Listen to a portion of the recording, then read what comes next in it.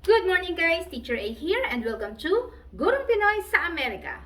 So isa na namang member ng ating community ang nagpapatulong para sagutan ng learning task number 3 na ang topic ay factoring and remainder theorem. So simulan na natin. Let's start with question number 1.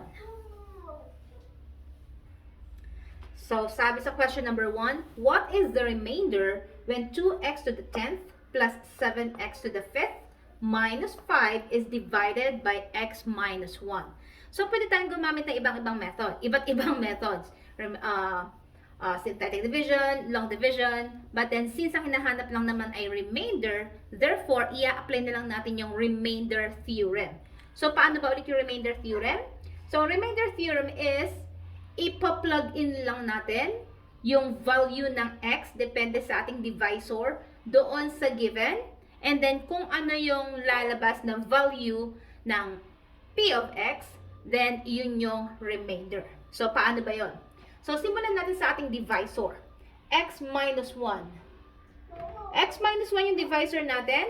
Hanapin natin yung value ng x by equating this to 0 para makuha natin yung x. So, x equals, si negative 1, itatranspose sa kabila, that will become positive 1.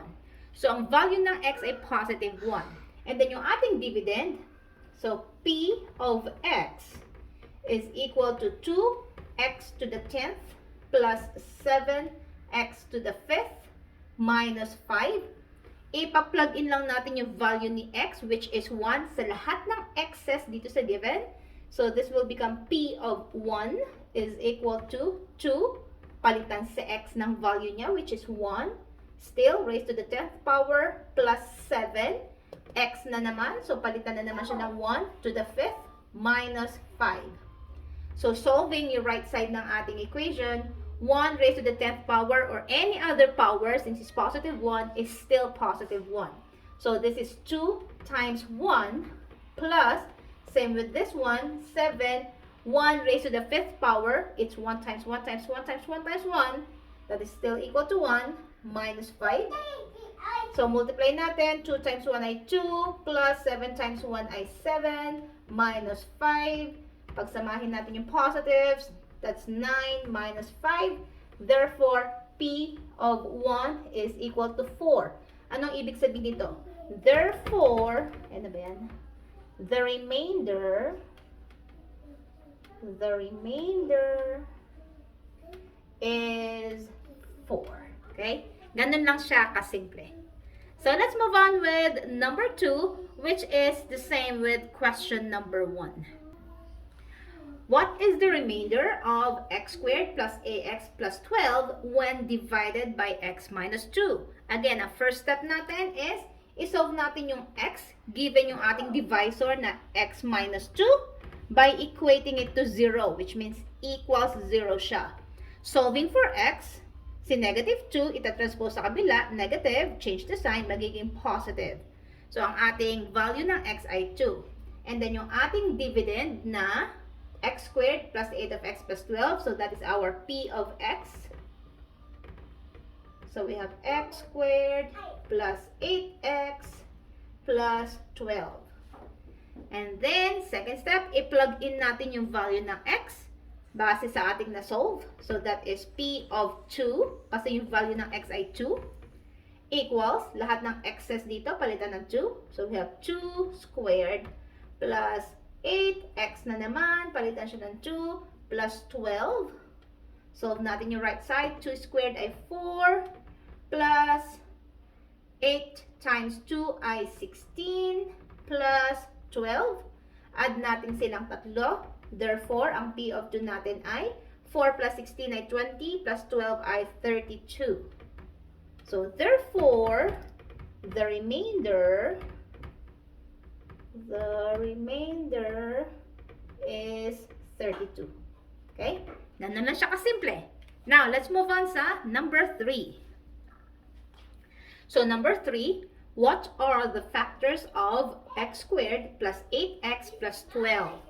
So, yung given natin ay quadratic trinomial wherein ang a or yung numerical coefficient o yung number na kasama ng x squared ay 1 lang.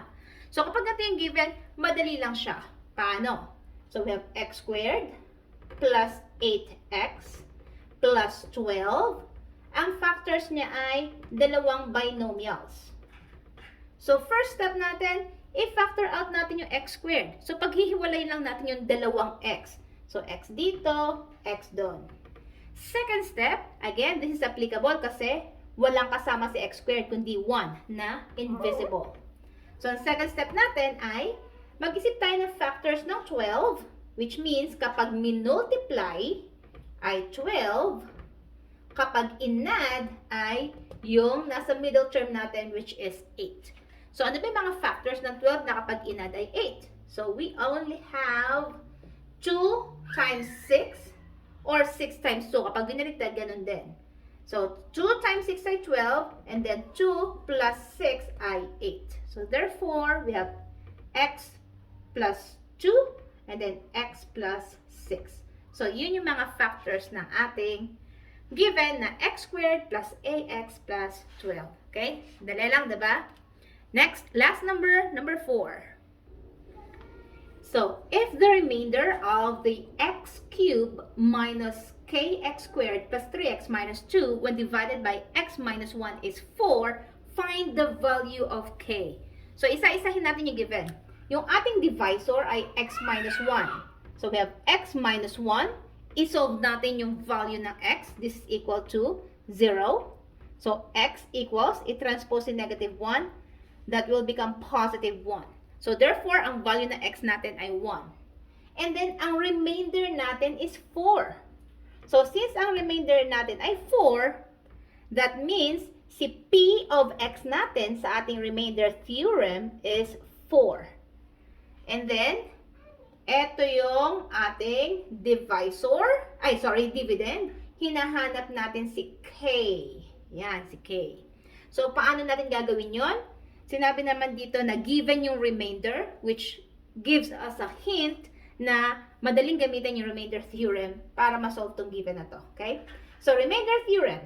So, yung p of x natin, yung ating polynomial ay x cubed minus kx squared plus 3x minus 2. Since si p of x natin ay 4, so si p of x palitan natin ng 4 equals, and then yung mga x's natin dito, nakalagay dito, x is 1. So, palitan natin yung mga x's naman ng 1. So, we have 1 cubed minus, si k ang hinahanap, that will still be k. And then si x palitan ng 1, quantity squared, plus 3 times 1 na naman, minus 2. So, i-evaluate natin yung may mga exponents. So, we have 4 is equal to 1 cubed is 1 minus 1 squared is 1 times k is still k. 3 times 1 ay 3. And then minus 2. And then, i-transpose natin si k sa kabila. Kasi we will be combining similar terms. Iisa lang si k. Siya lang ang nag-iisang k. Lagyan natin siya sa kaliwa. Si 4, isama natin siya sa mga katulad niyang numbers sa kanan. So, negative k, tin-transpose, magiging positive k. Kopyahin ko yung mga nasa kanan originally. We have 1, and then plus 3, and then minus 2, and then minus 4. Si minus 4, yun yung nilipat natin. So, solving for k, we have, combine ko yung parehong positive. 1 plus 3 is 4. And then negative 2 minus 4, both negative. So, add, that's negative 6. So, k is equal to 4 minus 6 is negative 2. Okay? Yan naman final answer. I-solve natin. Hinahanap natin yung value ng k. Ito na siya. Negative 2. Now, ano naman yung ating polynomial?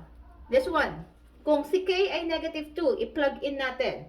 So, ulitin ko. We have x cubed minus k. Palitan si k ng negative 2. Negative 2 x squared plus 3x minus 2. I-simplify natin yung double sign. A negative times negative is positive. So, we have here x cubed plus, naging plus na siya, 2x squared plus 3x minus 2. So, if k is negative 2, therefore, ang ating p of x ay x cubed plus 2x squared plus 3x minus 2. Okay? So, ganyan na kasimple yung learning task number 3 ng factoring and remainder theorem. Na kung nakatulong ang aking video sa inyong lesson, kindly give me a like para share to ni YouTube sa iba. And please, if you're not yet a member of my community, I am inviting you to please subscribe sa aking YTC, Teacher A, Gurong Pinoy sa Amerika, and also please like my FB page, same name, Gurong Pinoy sa Amerika by Teacher A. That's it for today. See you on my next video. Paalam!